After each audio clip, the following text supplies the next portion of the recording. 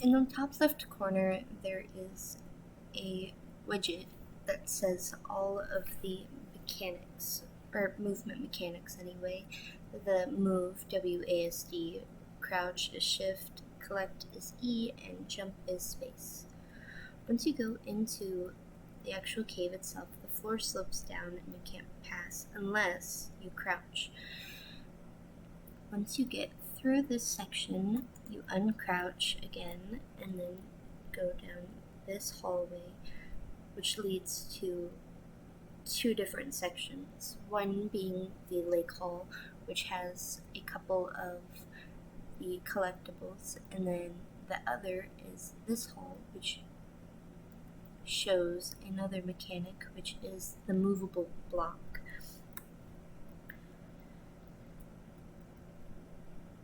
What the player has to do is just shove into said boulder or rock, and it moves and opens up to another section of the cavern.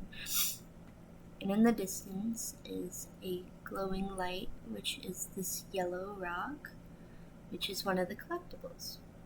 So what you have to do is step into the collectibles and press E.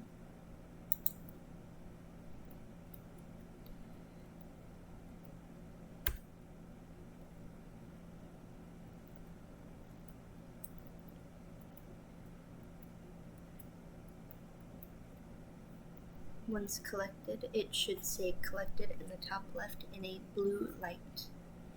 Those are the three main new mechanics inside the level, other than the lighted mushrooms, which act as a breadcrumb of sorts, and each passage and hall has a different colored mushroom light, such as the hall and passageway to the stalagmite hall has this like orangish mushroom, while a hall to the lab has a sort of bluish purpley light.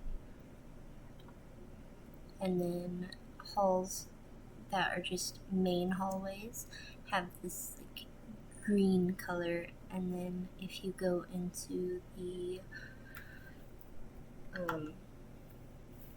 lake hall down here, let me just zoom into a hill.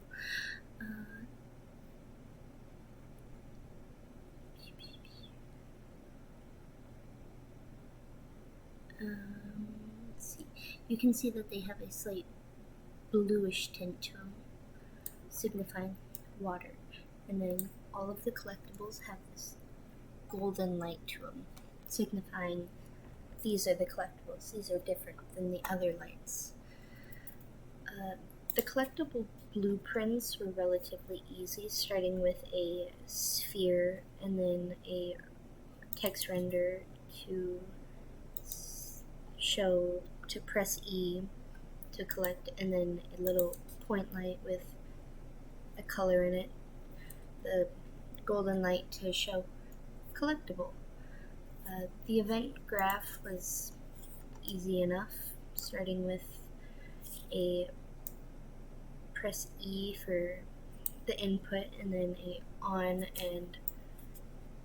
component end beginning connected to a cast a third person character, which connected to a gate, and then a destroy actor, and a print string that says collected if it was collected.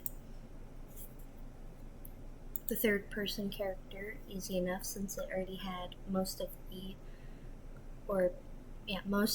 the movement needed other than the crouch, and that was just a simple left shift pressed and then into a crouch or uncrouched with a new variable, which is crouching. I think that's all for mechanic wise.